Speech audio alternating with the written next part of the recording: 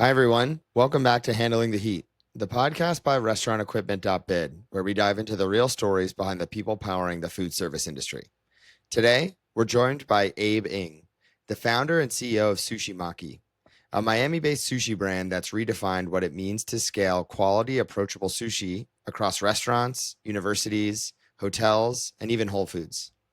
We talk about Abe's early days growing up in a Chinese American restaurant, what it was like walking away from a career in finance to launch a wrap concept that didn't quite stick, and how that failure led the groundwork for Sushi Maki's success.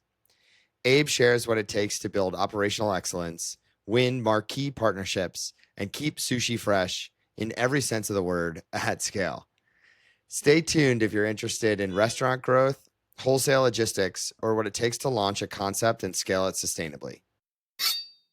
Abe, thank you so much for joining us on Handling the Heat. Super excited to chat with you about your experience in the restaurant space. Well, hey, I'm delighted to be here, Mr. Sherman. Cool. Abe, what's something you've eaten recently that you've really enjoyed? Something we ask every guest on the show. Yeah, I'm glad you did. Well, I was in New York City last weekend, and we went back to an old favorite. And there's so many awesome steakhouses, but just going back to Peter Luger after so many years, I think one of my first times was with your dad, Big Neil, enjoying Peter Luger's. And, you can get amazing steak at so many spots, but just the service, the onion, the tomato, was really special. I forgot how much I enjoyed it. So that was special. And kind of on that same trip, just the amount of matcha that's available, just going and trying different kind of permutations of matcha and cold frothy drinks was a lot of fun too. Yeah, especially in the New York heat that we've had. I'm actually based in New York City, so I'm right Yeah, smack dab in the middle of the matcha renaissance gotcha. here. And we actually Yeah. had a matcha operator join us for our first episode, opened up a couple matcha shops in Austin, Texas. But I think honestly, matcha is taking a similar journey as sushi, in terms of its popularity, starting obviously in Japan and then, building up pretty crazy into almost like a frenzy here in the States. But let's take it back a little bit earlier, Abe, before we get into the sushi experience. So I know you started your working experience in the family restaurant business. So can you talk to me a little bit about, your initial experience Yeah. working with family, working in restaurants, and kind of how that kicked you off on your journey? So I say that the restaurant sector has been in my blood even before I was born. Most people don't know this, but my mom's family had a little bit of a cafe bakery in Hong Kong where they had baked goods and coffees and milk teas. So my mom grew up in and around that environment. And on my wife's side, before she was born, her family was also in hospitality too. But I was born in Miami, and my parents are immigrants from Hong Kong, and my dad, worked in restaurants as an employee, as a busboy when he was younger in New York City, waited tables on Long Island actually. That was his night and weekend job. But during the day, he worked in a commercial laundry business. And this is a long, circuitous route because the restaurant business is one of those industries where you can kind of come with little experience. You grind, you work hard, you're patient, you're humble. Dad asked to come in early so he could learn how to cook, so that he could learn more about the business. By the time we got to Miami, Dad had a failed business, then finally had one that worked really well, Canton, and that's really my entry into the business, where I worked nights and weekends at a Chinese American restaurant. Probably every city in North America has one of these, where you had a husband in the back in the kitchen, a wife in the front, and that's where I grew up. But Dad was a fabulous restaurateur. It is interesting to think that the restaurant space is honestly one of the last bastions of being able to like get in at the ground floor and really work your way up. Um, And it's really cool because if you have the interest and you put in the time and effort, like you said, you can, work your way up to the point of operating your own restaurant. And that also kind of transitions a little bit into your collegiate experience going to study hospitality. So what was kind of the Yeah. thought process there? So, mom and dad always pushed, as all immigrants do, that their kids, study hard and do well in school. You know, the school that I went to, Cornell, I was in the hospitality school there in Ithaca, New York. And I always loved, so much about the business, the teamwork, the creativity, creating a sense of place. I always loved brands. And Cornell was an amazing place, amazing professors, quintessential college experience. I did internships during my summers in the hotel business, in the restaurant business, and it was just an incredible foundation. Dad, really, wanted me to get the best education I could, so I had a super fancy education at Cornell. But my dad, he never finished high school in China, or Hong Kong when he came over. So he was a middle school graduate, but he always, as well as mom, knew that education was an escape out. So I went to Cornell, and my first job out of Cornell was with Ernst and Young as a financial analyst, and I did that for a few years. But happy to talk about my college experience. My headspace is kind of there right now because my son's in college, and my daughter That's exciting. starts. Yeah, he starts. My daughter starts Cornell next month in Are they August. following suit with the hotel administration program? Well, my daughter is. Lindsay's going Awesome. to the hotel school, and my son is studying English literature. So he's probably going to go, kind of the law school route. So I've Awesome. got one in it and one probably not. Yeah. Well, who knows? Maybe he could help with like menu copy or something like that. Exactly. Awesome. I'm curious, Abe. This show is called Handling the Heat, and it's about how people, get in, fail quick, figure out what works and what Yeah. doesn't, and move forward. And I know your initial kind of entrepreneurial, separated apart from your familial restaurant, uh, step through that kind of journey was Rapido down back in Miami. So can you talk a little bit about the transition away from the more stable Ernst and Young financial analyst experience into that? Yeah. So always a fun kind of period. I was at Ernst and Young. When I was at college, I always loved reading the trade press, Night Dishes, Restaurant News. And back in the late '90s, these things called wraps were exploding in California and in Washington State. So pick a food trend today, matcha or fast casual pizza from a few years ago, or kind of fast casual Mediterranean today. It was wraps back then. So we really thought that Miami um, could learn to love wraps, much like what was going on in the Bay Area and all over California. And one of my Q mates and I, both had that itch to start something. So we wrote a business plan. We raised some money from friends and family. My parents and my family were initial investors too. And we were off to the races and opened up a concept called Rapido. Opened up one location, then a second. My dad was not just an investor, but he was an operating partner too. So we had a lot of support, and it was so fun. We, were really celebrated by the local press, young guys, kind of learning these cool things called raps, or introducing them to South Florida. Had another operating partner, a high school buddy of mine named Surf, along with my other founding partner, Jason Silverman. And we opened up 2 locations in quick succession. But down the road, we realized that these concepts, did really strong lunch day parts, and dinners were a little bit soft. So we worked, we grinded.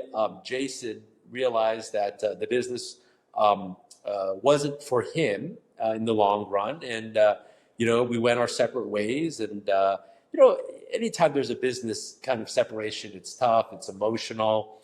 It was he had investors, family, as I did, but like what I can tell you is that over the years we've rekindled our friendship, and we talk often, we see each other.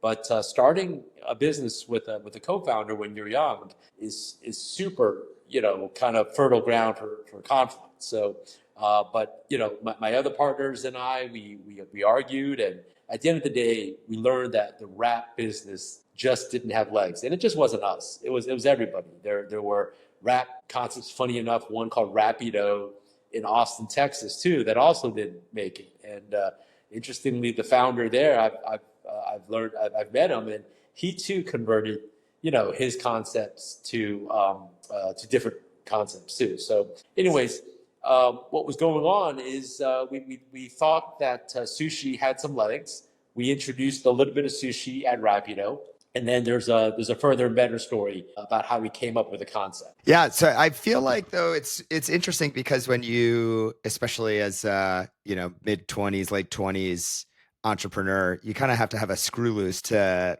do something that Yeah. doesn't work and just double down on something that may work. It comes down to having kind of support, from family and friends. My dad had that immigrant work mentality of like, you don't give up. He that wasn't an option. My wife came from an entrepreneurial family. Her dad did multiple businesses, and also, so she understood and always supported me being in the restaurants, nights, weekends. We had a very different life than a typical young couple that, would be able to go out on nights and weekends. And that wasn't us when we were, newly married. And the other part of the story is that my wife, we dated long distance for the first few years of Rapido, where I could really lock in, and I was flexible enough to go visit her, and she came to visit me mostly. My family, welcomed her staying in my parents' home. We had just so much support. And early on, when we were really deciding, do we want to make a continued go of this? My wife at that point already was making a good salary as a litigator at a law firm. So I think, to me, the stories of an entrepreneur, you need kind of a life partner, significant other, a wife, a spouse that really supports you, because there's a lot of rocky road ahead. There's white water if you're kind of using that kind of rafting analogy. So we experienced all of it. There were times certainly when we wanted to give up, but I had people in my life, my sister, my wife, my parents, that just said, let's keep tinkering with it, and maybe we'll figure it out. No, that's great. And I think, people give a lot of credit to the entrepreneur, and it's really the, silent majority of the people around them that really enable the double down, triple down, make sure that whatever you're doing is what you should be doing ultimately. Yeah. And Yes. until it sticks. So that's That's a right. great story. That's right. So, we uh, it wasn't like when we opened the doors of our secondary concept that we were busy. We were kind of tinkering with it. It was a very modest neighborhood sushi bar that just kind of delivered on a fantastic experience, tried to give value to people. There was fancy sushi in Miami at Nobu and Zuma, so expensive executive accounts could afford it, but every day, how could people get a premium experience at an affordable rate? And kind of the business school terms that we use, we wanted to demystify and democratize sushi, and a lot of that, we did. The names we chose, the descriptions, we just wanted to make sushi super approachable. Yeah. And I think that is really interesting, especially because back in, 2000, when you started Sushi Maki, it was like likely very unapproachable, especially with the Nobus of the world, the Zumas of the world, and the fact that people didn't really have the palate for it potentially in the broader, American consumer base. How was what was the niche that you thought would have changed that? Is it just like how it's described on the menu? Is it like the way it's prepared? So I think it's the identity of it. I think we, from day one, we wanted to make it a place where you can go multiple times a week.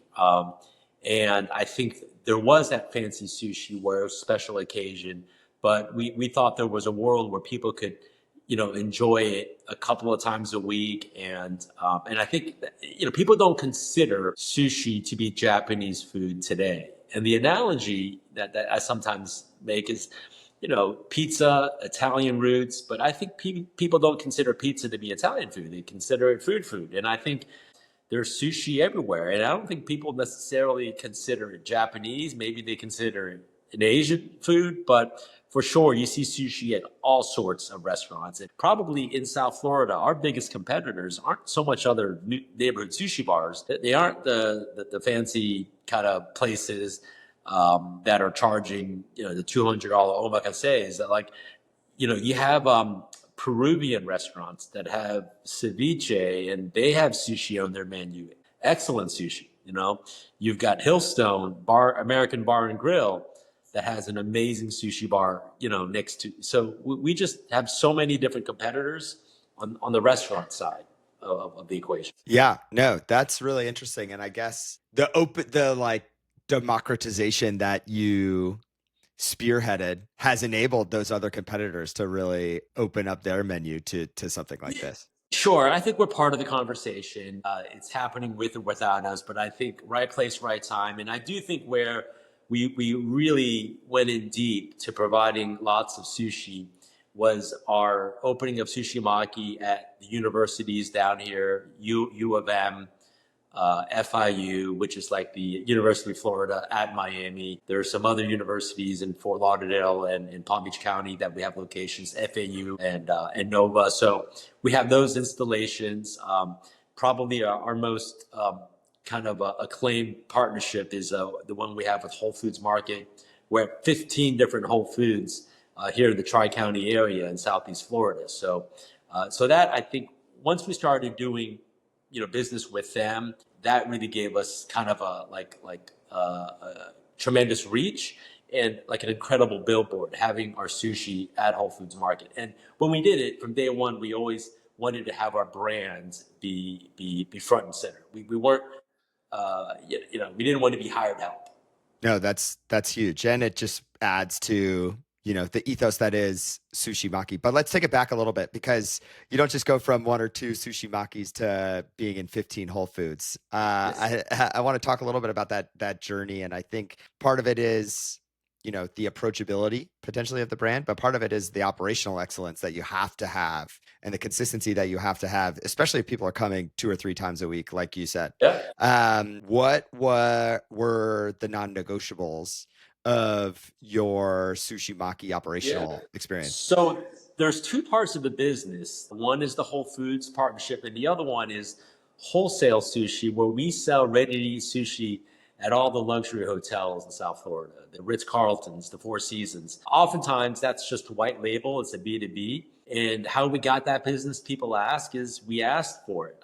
When I was working in the restaurants, we had high quality, and we had executive chefs that on their day off at the Westin would come to our restaurant and appreciate the quality and the value that we offered. And, when you're working the restaurant, you ask people what they do. And we got to a conversation. He's an executive chef. He buys sushi typically from, another restaurant. I said, give us a chance. And we made sure that we delivered excellence. And I also professionalized a very fragmented industry. We created professional invoices. We delivered, packaging on ice. We just did all the little things to professionalize that industry. And that business is the most profitable part of our business. It's highly seasonal in Florida. You're basically going from Thanksgiving-ish to Mother's Day. So you have like 6 months to do business. There's nothing, going on in the summertime in terms of events, but that's a part of the business that I think just required you to be in the restaurant, ask for the business, get to know people. The other thing that people ask is how did we end up at the universities and at Whole Foods? And that's also, coming up with an idea and going after it, because these buyers are notorious for being pursued by many. And the buyer at Whole Foods, I basically approached and was relentless for about 3 years, um, asking her, to give us a shot to be in a Whole Foods. And finally, she, grew tired of me asking and gave us a shot. And we were off to the races with our first Whole Foods market in Coral Gables, Florida. And one store led to another. First one was in 2008. Here we are, several years later with many more stores. And I think people, did believe in our thesis of providing restaurant quality sushi and hospitality in a supermarket. Whole Foods just has terrific prepared foods. Wegmans, kind of in your neck of the woods, is a model for providing outstanding food. And when you're joining the dots about saying you can do this, here, that's when, as an entrepreneur, you're trying to sell the dream of delivering better, and solving a problem that they may not even know they have. Yeah. I think what's interesting about sushi in particular is, for me at least, it comes down to the freshness of the preparation of the fish, right? Like, you could have the best sushi chef imaginable, these like top echelon sushi chefs. And if they're picking up scraps from, behind the fishmonger, it's a totally different product. And I think it's because of its simplicity generally, it really makes it much more difficult to provide that high level of product, especially if you're going to Whole Foods and they're sitting on shelves, and especially if you're going B2B to these hotels. How do you ensure that, obviously with your restaurants, it feels like it would be an easier, chef to table experience. It's a shorter window. How do you make sure you provide that same level of freshness and that same quality of product when you're shipping to Whole Foods and to these hotels? Yeah. So with Whole Foods, we actually make the sushi at the market. It's our team members. It's our cost of goods sold, and it's a partnership. It's a revenue share. For hotels, it's all about kind of the quality standards and basically relying on recipes and brands that we respect and admire, and making sure that it's of a quality that's consistent. And with sushi, the rice is actually very formula driven. And if you have that relentless repeatability of having the same rice maker that is making it and not cutting corners, that's why in Japan, right, these guys are washing rice and for years. There is mastery to that craft. And what we do is we do it at scale. When you have experience, the rice maker also knows that when there's higher humidity, you reduce the amount of water that is making the rice. It's not unlike bakers, that it's art, right? It's not just science. You have recipes for different times of years. You talk to master pasta makers and pizza and bagel, craftsmen. It does require experience. I myself am not a sushi chef, but I've eaten and tasted enough rice to kind of really appreciate the nuance of it. When it comes to the fish, what you want to do is you want to buy in quantities, and you want to have a busy pipeline so that you're turning that fish, that salmon, that tuna, that crab stick, because when you're eating something raw in that very kind of exposed and naked state, there's nowhere to hide. You have to have quality ingredients at the right time that it's made. It's made today at 3 p.m. It's going to be enjoyed tonight at 7. And I tell people that our wholesale business is a logistics business, right? We make the sushi 24 hours around the clock, depending on when the event is. We deliver it with our own team members. We can't outsource that. We have to have really tight windows about when we make the sushi to when it goes onto the Mother's Day buffet at the JW Marriott. So, we take a lot of pride in that. We've been doing this for almost 20 years. The brand's been around for 25 years, but we've been doing a high quality, high scale business in wholesale for 20 years now. That's amazing. And the logistics business is a super apt representation of what it sounds like you're doing. And at every step of the way, if it doesn't hit exactly where it needs to hit, the whole thing falls apart. How do you, and I know you've invested a lot in technology. I know it's very technically enabled, the process. Is there a secret sauce that you could say has enabled that success? Or is it just the same amount of hard work that, the sushi chef that's cleaning rice in Japan needs to go through over and over and over again? We all kind of learn from each other. And I, was inspired by a wholesale sushi company in Las Vegas. I met another one in Hawaii. And, so the equipment I use, the process, I learned from others through observation, asking questions. If you're humble, you ask questions and you're transparent, people will help you. This business is definitely hard to scale in terms of the wholesale business.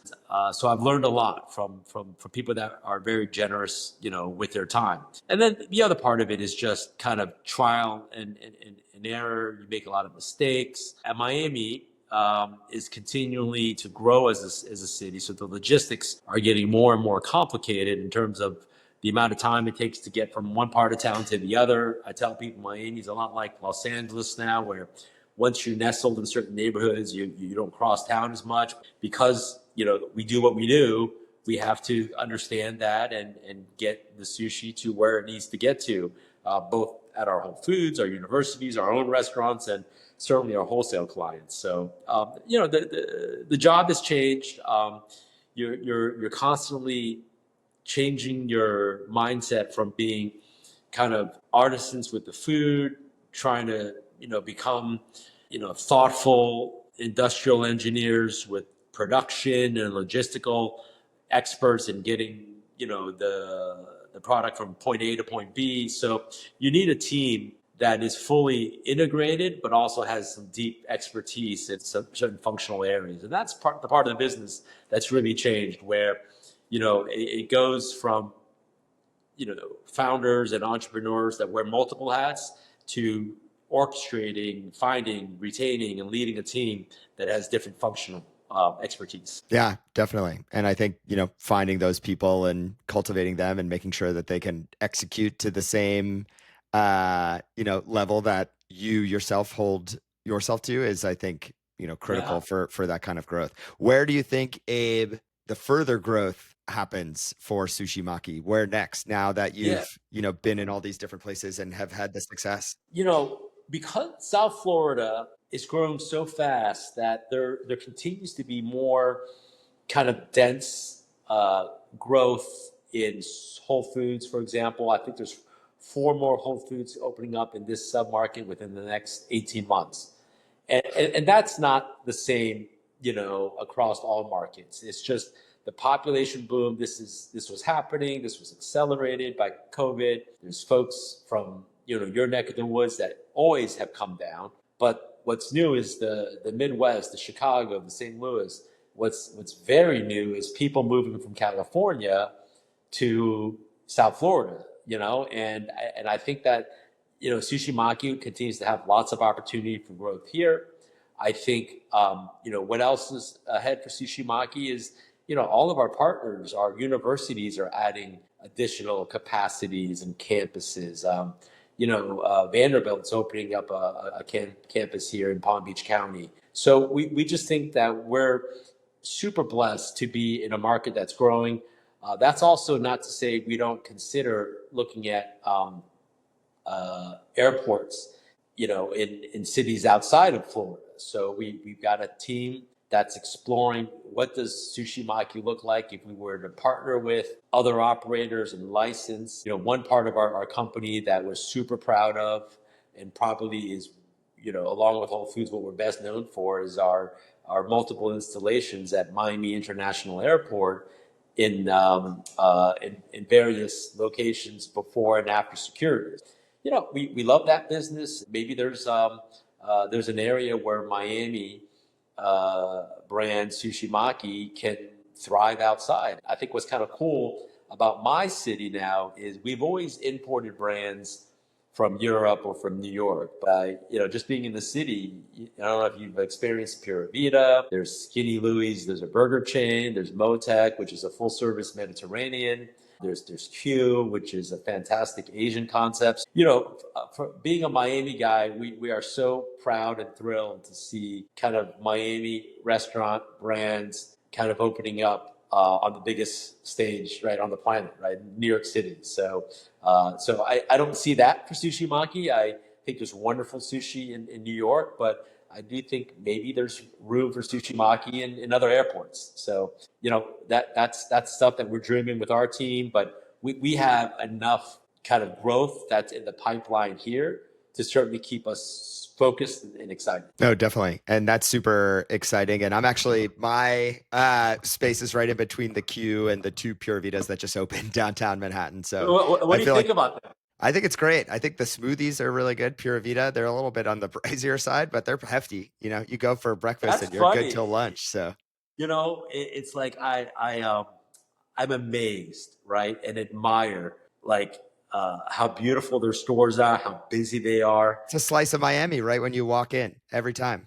Yeah, but It's great. it's unbelievable how much they charge, and I Oh think yeah. everybody And it's still packed. Yeah. I see what you're is saying. still packed. And it's funny that you as a New Yorker are saying that too, but we in Miami say that too. And my kids and their friends, yeah, my kids and their friends can't get enough of Pure Venus. It's a wonderful case study. I think they're opening a Skinny Louie's kind of smash burger concept that you need to check out and tell me what you think about that. I will. I will for sure. Cool. Well, Abe, I have one final question. I feel like I would be remiss if I didn't ask this, which is what's your favorite maki roll? Wow. So my favorite roll is it's called the Buddha cane. It's a little bit indulgent. If I'm trying to do the everyday clean roll, I'm pretty simple. We call it a university salmon and avocado for the University of Miami. We call it the U roll for the University of Miami. But so that's my everyday go-to roll. But if I'm feeling a little bit more indulgent, I want something that's hits some different notes. It's called the Budokai, which is a shrimp tempura roll with avocado and mango thinly sliced on top with some nice dollops of spicy mayonnaise. So you hit the cream, the sweetness, you've got the crunch, and then there's a drizzle of the sweet soy or the eel sauce. So Delicious. I could eat that every day, and really that's one of the things that I'm super blessed with. Like sushi, you can eat it multiple times a week, and it still works. So, but Totally agree. I might have to get some now after this for dinner. But awesome. Yeah. Abe, thank you so much for your time. Really appreciate you talking about your story and really excited to I share love it. Zach, I love what you're doing. I know you're innovating, within the platform that you've stepped into. And I just want to encourage you that, the best ideas are always going to be, the ones that are coming from the next generation. And I know how much, you do to help the industry. And if you could do it more efficiently, there's more companies like ours that you guys can help. I know your dad has helped me a lot personally, with things of the business, but more importantly, kind of thinking about the business looking forward. So if there's ever anything I can do to serve the Sherman clan, please let me know. Awesome. I appreciate that. Well, thank you very much. All right, thanks.